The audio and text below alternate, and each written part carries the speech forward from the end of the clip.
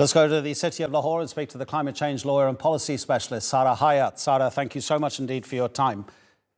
How well or badly was Pakistan prepared for what's just happened? In other words, was it the severity of the rainfall that created the biggest problem or the lack of preparation? I think it was a bit of both. Although I don't think we could have prepared for floods of this magnitude and the kind of scale that we're seeing. We experience floods, Pakistan experiences floods at some level or the other every year, and the government does try to prepare for them. One could argue that the political instability in the country the last couple of months perhaps, yes, did shift focus away from the floods. But I must reiterate, I don't think we could have prepared for floods of this intensity. Where were we supposed to evacuate 33 million people but that said, the kind of rainfall we're experiencing, so generally Pakistan gets about 3 to 4 cycles of monsoon rains every year during the monsoon period. This time we've already had 8 and we're expecting more. And then we're also expecting the monsoon rains to sort of carry well into October, perhaps. Those are the forecasts. I hope we're wrong, but those are the forecasts. And then on top of that, glacial lake outburst floods and flash floods have contributed very heavily to these floods.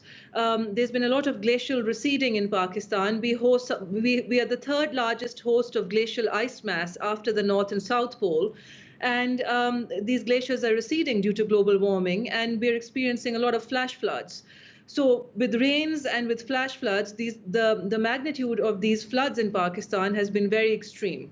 Yes, of course. And of course, there was the prolonged heat wave as well before the monsoon season.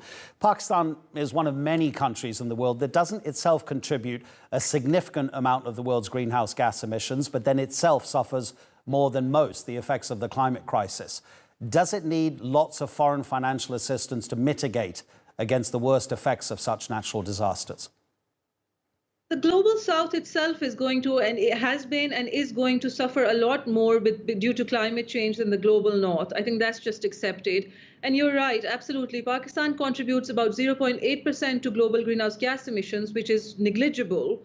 And yet we do suffer and we do bear the brunt of it. We definitely need foreign assistance, and we also get it.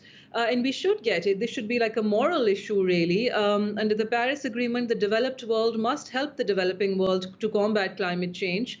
And we as a country, as a nation, are doing whatever we can from our end to fight climate change. And with these floods also, we need as much aid and as much assistance as we can get. And Turkey has sent rescue workers, and they're on the ground. And I think all countries should help as much as they can. But this shouldn't be just about funds. This should also be a pledge by the Western world or by the developed world that they will reduce their greenhouse gas emissions in the future.